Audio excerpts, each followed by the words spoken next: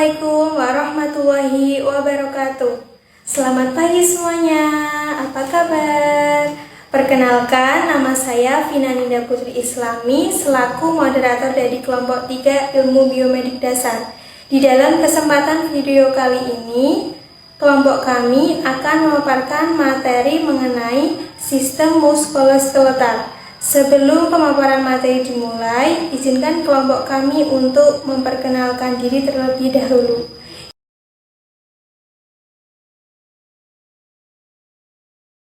Dari sistem muskuloskeletal.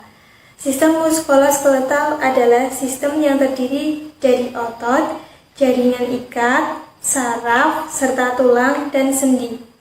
Sebagian besar definisi muskulo berasal dari kata muskuloskeletal yang berarti otot dan tulang muskulo. Juga merupakan organ yang berfungsi sebagai lokomotor atau suatu organ berfungsi sebagai penggerak. Selanjutnya, rangka atau disebut juga skeletal, yaitu bagian tubuh yang terdiri dari tulang, sendi, dan tulang rawan, atau disebut kartilago, sebagai tempat menempelnya otot dan memungkinkan tubuh untuk mempertahankan sikap dan posisi. Itulah penjelasan sedikit mengenai sistem muskuloskeletal. Selanjutnya, materi pertama yang akan dibawakan oleh saya sendiri. Macam-macam sistem. Yang pertama, otot. Semua sel-sel otot mempunyai kekhususan yaitu untuk berkontraksi. Terdapat lebih dari 600 buah otot pada tubuh manusia. Sebagian besar otot-otot tersebut diletakkan pada tulang-tulang kerangka tubuh oleh tendon dan sebagian kecil ada yang melekat di bawah permukaan kulit. Adapun fungsi sistem muskuler atau otot antara lain 1. Memberikan bentuk tubuh, 2. Sebagai alat gerak aktif, 3. Penopang tubuh dan mempertahankan postur, 4. Produksi panas. Adapun ciri-ciri muskuler atau otot yaitu 1. Kontraktilitas, merupakan serabut otot berkontraksi dan menegang yang dapat tidak melibatkan pemendekan otot. 2. Ekstitabilitas, adalah serabut otot akan merespon dengan jika distimulasi oleh impuls saraf. 3. Ekstensibilitas, yaitu serabut otot memiliki kemampuan untuk menegang melebihi panjang otot saat rileks. Yang keempat, elastisitas, adalah serabut otot dapat kembali ke ukuran semula setelah berkontraksi. Jenis otot. Yang pertama ada otot rangka. Otot rangka merupakan otot lurik, volunteer, dan melekat pada rangka. Adapun ciri-cirinya, 1. Serabut otot sangat panjang, sampai 30 cm, berbentuk silindris dengan lebar berkisar antara 10 mikron sampai 100 mikron. Yang kedua, setiap serabut memiliki banyak inti yang tersusun di bagian perifer. Yang ketiga, kontraksinya sangat cepat dan kuat. 2. Otot polos, merupakan otot tidak berlurik dan involunter. Adapun ciri-cirinya, 1. Serabut otot berbentuk spindel dengan nukleus sentral. 2. Serabut ini berukuran kecil, berkisar antara 20 mikron atau melapisi pembuluh darah sampai 0,5 mm pada uterus wanita hamil. Yang ketiga, kontraksinya kuat dan lamban. Yang keempat, dapat ditemukan pada dinding berongga seperti kandung kemih dan uterus, serta pada dinding tuba, seperti pada sistem respiratorik, pencernaan, reproduksi, urinarus, dan sistem sirkulasi darah. Yang ketiga, otot jantung, merupakan otot berlurik dan involunter. Adapun ciri-cirinya, 1. Hanya terdapat pada jantung, 2. Bekerja terus-menerus setiap saat tanpa henti. Otot jantung juga mempunyai masa istirahat, yaitu setiap kali berdenyut. Yang ketiga, sel mempunyai satu atau banyak inti sel dan terletak di tengah serabut. Yang keempat, otot jantung berfungsi untuk menjaga agar jantung bisa terus memompa darah ke seluruh tubuh. Selanjutnya, tendon. Tendon adalah tali atau urat daging yang kuat yang bersifat fleksibel, yaitu terbuat dari fibros protein atau disebut juga kolagen. Tendon berfungsi melekat tulang dengan otot atau otot dengan otot. Tugas tendon adalah untuk mengirimkan daya di antara tulang dan otot. Fungsi lain dari tendon adalah membantu menahan tekanan yang dialami dari otot saat bergerak. Contohnya, saat seorang terjatuh, tendon berperan dalam menahan keseimbangan. Selanjutnya, ligamen. Ligamen adalah pembalut atau selubung yang sangat kuat, yang merupakan jaringan elastis penghubung yang terdiri atas kolagen.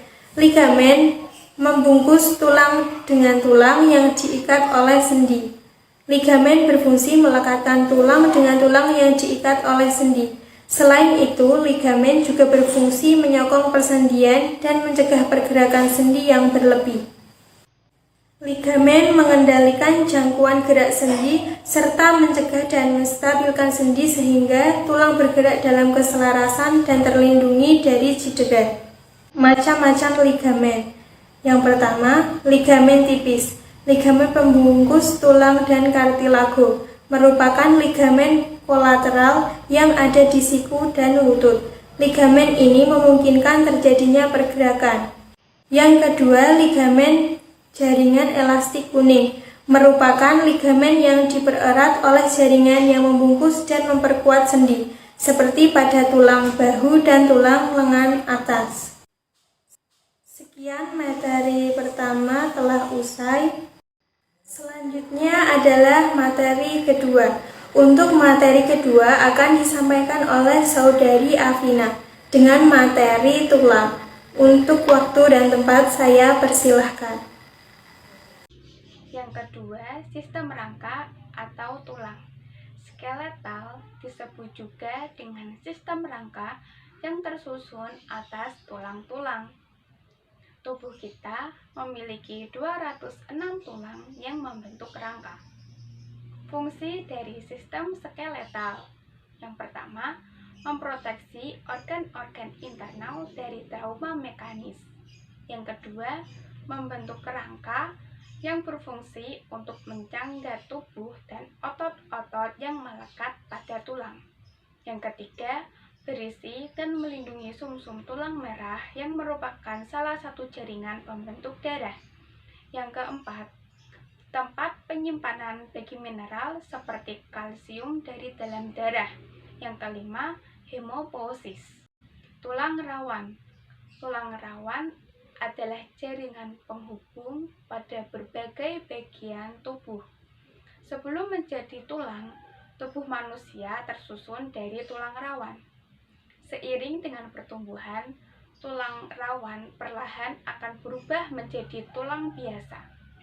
Tulang rawan bisa ditemui di laring, hidung, telinga, persendian, tenggorokan, serta tulang belakang. Tulang rawan memiliki 3 tipe. Yang pertama, tulang rawan hyalin, yaitu jenis tulang rawan yang memiliki matriks jernih serta transparan dan memiliki serat kolagen yang banyak. Kolagen ini dibutuhkan untuk memperkuat tulang. Walau mengandung banyak kolagen, tulang rawan hyalin menjadi tulang yang paling lemah dibandingkan jenis lainnya. Tulang rawan hyalin dapat ditemukan pada laring, hidung, iga, dan trakea. Tipe yang kedua ada tulang rawan elastis, yaitu jenis tulang yang memiliki matriks agak keruh dan berwarna agak kekuning-kuningan, sehingga sering disebut dengan tulang rawan kuning. Tulang rawan elastis mengandung banyak kolagen yang berstruktur jala. Tulang rawan elastis terdapat di bagian dinding saluran telinga luar serta pada daun telinga.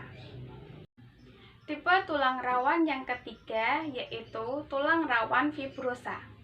Tulang rawan fibrosa adalah jenis tulang yang memiliki matriks keruh dan gelap serta mengandung serabut kolagen yang membentuk suatu berkas dan tersusun sejajar.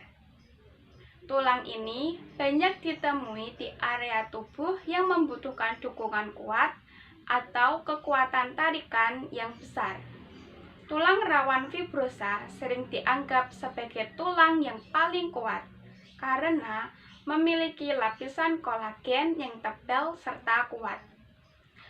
Tipe tulang rawan fibrosa dapat ditemui di area peletakan ligamen antar tulang dan diskus intervertebralis. Persendian adalah hubungan antar dua tulang sedemikian rupa sehingga dimaksudkan memudahkan terjadinya gerakan. Macam-macam sendi berdasarkan jangkauan gerak ada 3. 1. Persendian fibrosa, yaitu persendian yang tidak dapat digerakkan. 2. Persendian kartilagenosa, yaitu persendian yang gerakannya terbatas. 3. Persendian sinovial, yaitu persendian yang gerakannya bebas. Macam-macam sendi berdasarkan perbedaan kemampuan gerak. 1. Sendi gerak. Sendi gerak merupakan hubungan antar tulang dengan kemampuan gerak lebih banyak. 2. Sendi kaku. Sendi kaku merupakan macam-macam sendi yang memungkinkan terjadinya sedikit gerakan. 3. Sendi mati. Sendi mati merupakan macam-macam sendi yang menghubungkan tulang satu dengan tulang yang lain tanpa dapat digerakkan sama sekali. Fungsi sendi. Fungsi utama sendi yakni memberikan fleksibilitas dan pergerakan pada tempatnya, juga sebagai poros anggota gerak. Fungsi sendi bergantung pada sistem muskuloskeletal, terdiri dari tulang, otot, dan Pada materi selanjutnya, saya akan memaparkan materi mengenai sistem jaringan ikat. Jaringan ikat merupakan suatu sistem yang berfungsi sebagai perekat pada tubuh yang menghubungkan tubuh dengan jaringan lainnya, yang berperan sebagai penopang struktur tubuh. Terdiri dari matriks ekstrakurikuler atau ECM, adalah sel-sel jaringan ikat yang memberikan dukungan struktural dan biokimia ke sel-sel sekitarnya. Matriks ekstrakurikuler atau ECM terdiri dari 3 komponen utama. Yang pertama, serabut kolagen, collagen fibers, terdiri dari kolagen tipe L atau protein. Kedua, serabut elastis, elastis fibers, serat panjang dan tipis yang mengandung elastis dan fibrian berfungsi sebagai elastisitas jaringan. Yang ketiga, serabut retikuler, reticular fibers, serat kolagen halus, tipis, pendek, dan dapat bercabang membentuk jaringan halus. Sel pada jaringan ikat dibagi menjadi 2 jenis, yaitu sel tetap atau sel residen dan sel sementara. Apa itu sel tetap? Sel tetap atau sel residen merupakan suatu sel yang tetap dan berkembang di jaringan ikat, termasuk sel lemak atau adiposa, prolax, makfag, dan sel Max. Sel sementara yaitu sel-sel yang berkeliaran atau bermigrasi sementara dari aliran darah ke jaringan ikat. Dengan contoh sel sementara adalah sel darah putih atau leukosit. Selanjutnya, masih ada jenis-jenis jaringan ikat berdasarkan struktur ekstraseluler atau ECM, terdiri dari jaringan ikat sejati, yang masih dibagi menjadi 2 jaringan, yaitu jaringan ikat longgar, adalah semua jaringan jenis ikat yang paling banyak ditemukan di seluruh permukaan tubuh, mengandung kolagen dan serat elastis yang tak teratur. Contoh dari jaringan ini yaitu selaput lendir dari saluran reproduksi dan kemih, kelenjar, dermis kulit, mesenterium, dan lamina propria dari saluran pencernaan dan pernafasan. Yang kedua, jaringan ikat padat, terdiri dari sel lebih sedikit dari jaringan areolar dan matriks ekstraseluler padat dengan serat kolagen. Di sini saya akan sedikit membahas tentang sistem syaraf.